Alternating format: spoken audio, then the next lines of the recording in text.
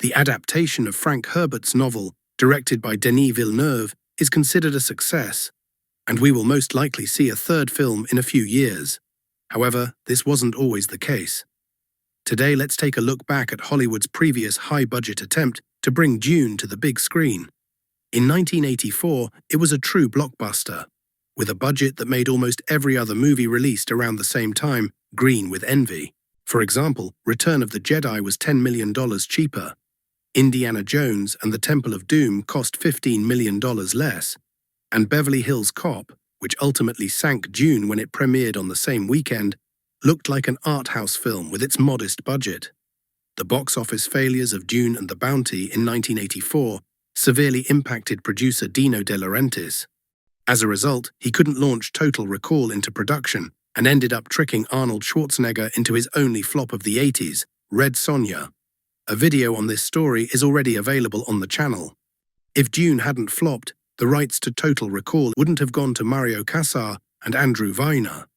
Dino De Laurentiis planned to make Total Recall with Patrick Swayze in the lead role and didn't see a place for Schwarzenegger, who was very eager to join the project. Casar and Weiner cast Arnold in the lead role without hesitation. By that time, De Laurentiis' company had already gone bankrupt.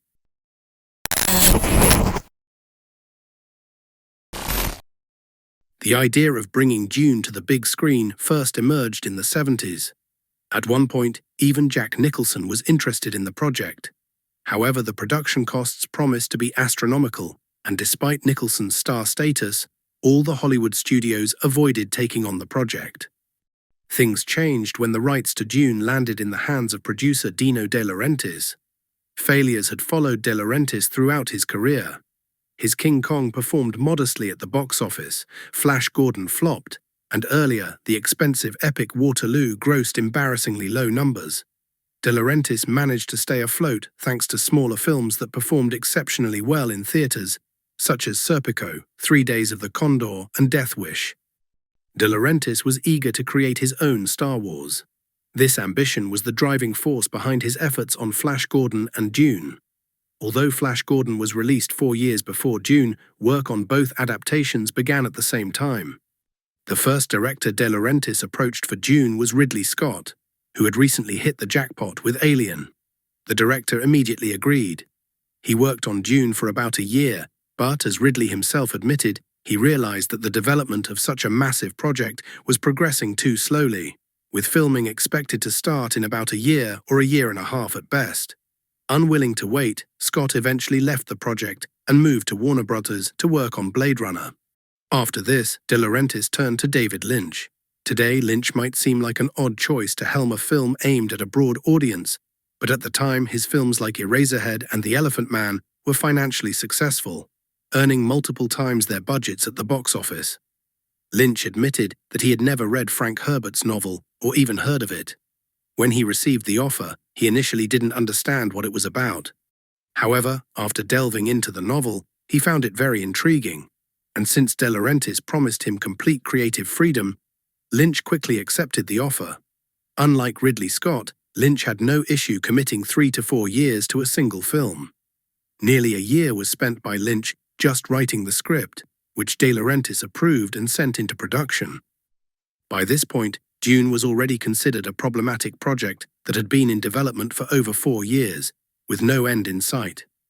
As a result, almost every actor approached by Lynch and De Laurentiis declined the opportunity to star in the film.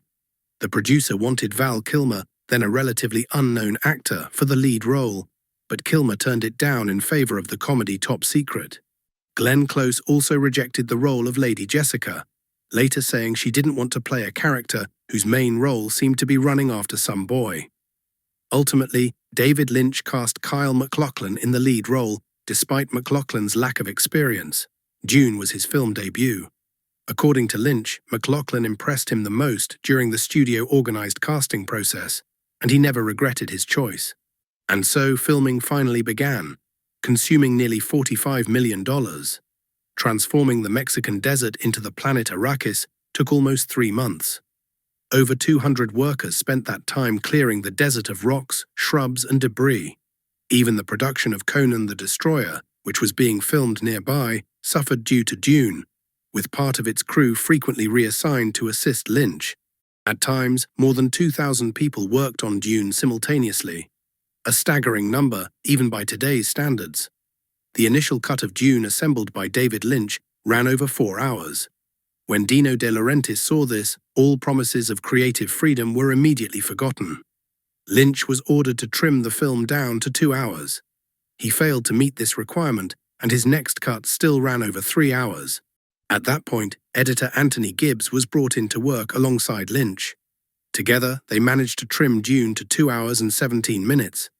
This version, following several reshoots, was eventually released in theaters. Critics were harsh, with most reviews at the time being overwhelmingly negative.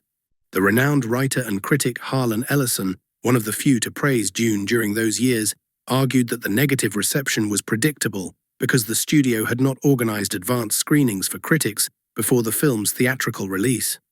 This decision seemed unusual at the time, leading many critics to dismiss Lynch's film outright. And since magazine and newspaper reviews carried significant weight with audiences back then, the wave of negative feedback quickly sealed Dune's fate at the box office. In the end, the film grossed $31 million in the US, a respectable figure for the era, but it wasn't enough to recoup the $45 million budget.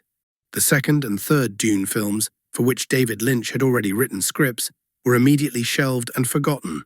Later, Lynch would regret his decision to take on Dune, calling it the biggest mistake of his career. According to the director, Dune was the only film in his career where he had virtually no control over the final cut.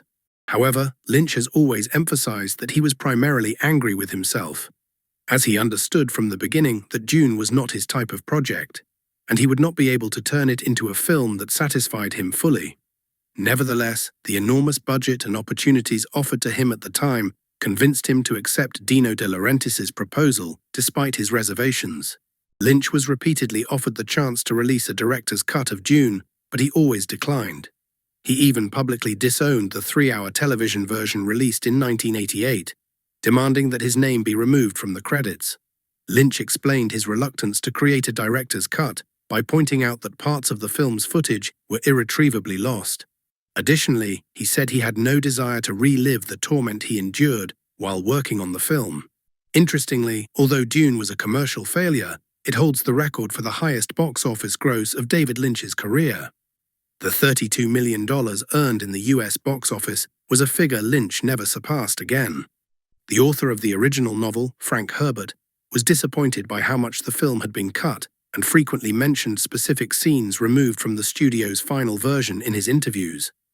Nevertheless, Herbert still considered the film good, albeit not without its flaws.